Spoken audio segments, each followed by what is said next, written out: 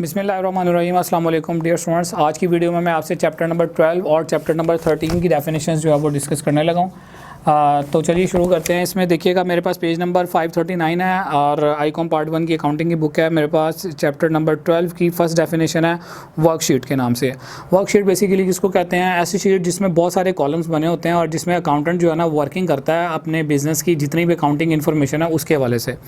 तो लिखा हुआ है worksheet is a large columnar sheet of paper specially design to arrange in a convenient systematic form all the accounting data required at the end of the period. It is not a permanent record but it is a working paper of accountant.